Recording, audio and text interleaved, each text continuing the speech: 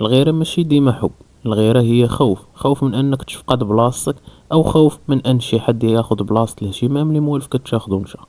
الفرق بين الغيرة والحسد خاصك تفهمهم مزيان. خاصك توضح ان الغيرة هي خايف نخسر اللي عندي، والحسد هو باغي ناخد هداك الشي اللي عندك نتا. الغيرة ماشي غير شعور واحد، هي كوكتيل ديال المشاعر ما بين الخوف والغضب والحزن والشك. كتوقع فاش الانسان كيحس بلي القيمه ديالك مهدده، ولا كاين شي حد غياخد بلاصتك في قلب شي شخص اللي عزيز عليك، وغياخد شي حاجه كتحس بها انه ديالك انت. الاصل النفسي للغيره في السيستم ديالنا حنا هي اليه دفاعيه. العقل ديالنا كينبهنا بلي كاين خطر كيهدد واحد العلاقه مهمه لينا حنا.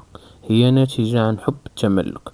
بنادم بطبعه كيبغي يحس بلي الاشياء وحتى الاشخاص احيانا ملك ديالو بوحدو.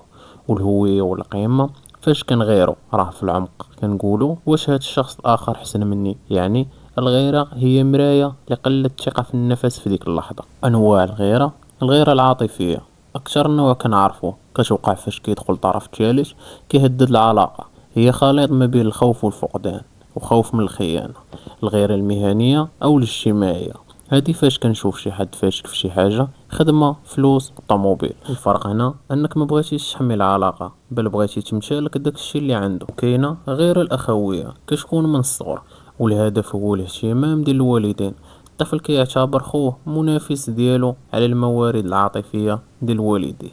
المكونات الثلاثة للغيرة: باش نفهمو الغيرة خاصنا نعرفو انها كتخدم في ثلاثة ديال المستويات. المستوى الفكري: الافكار والشكوك. علاش تعطل مع من كيهضر؟ هادو كلهم شكوك فكرية. والمستوى العاطفي: الاحساس بالضيق والحزن والعصبية. وكاين المستوى الثالث اللي هو السلوكي: تصرفات تفتيشية، بحال مثلا تقلب لك التليفون ديالك، ولا كثرة الاسئلة، او المراقبة الزائدة. العلماء كيقولوا ان الغيرة عندها بزاف ديال المنابع.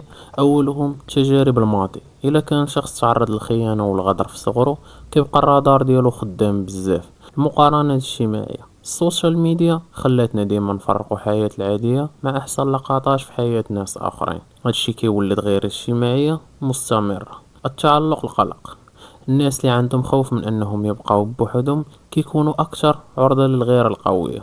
الخلاصة: الغيرة هي شعور انساني طبيعي، ما كاينش شي بشر معصوم منها. المشكل ماشي في الغيرة كاحساس، المشكل في شنو كنديرو بديك الغيرة. الا حولناها لتطوير الذات، الى حوار صريح، كتولي ايجابية. ولا حولناها لخناق وشك كتولي مسمومة. وحتى لهنايا غادي يكون سال الفيديو ديالنا اليوم. نتمنى يكون عجبكم الفيديو، وإلا عجبكم الفيديو ما تنساش تبخل لينا بشي جيم واشتراك في القناة باش يوصلك الجديد. وخلي لي في الفيديو الجاي شنو هو الموضوع اللي بغيتونا نهضروا عليه.